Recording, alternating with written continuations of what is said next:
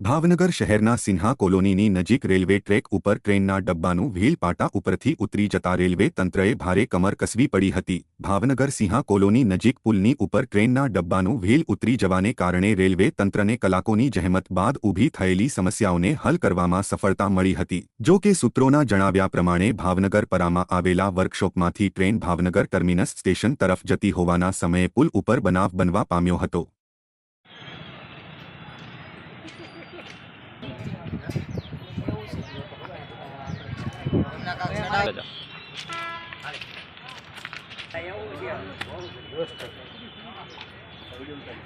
Rồi.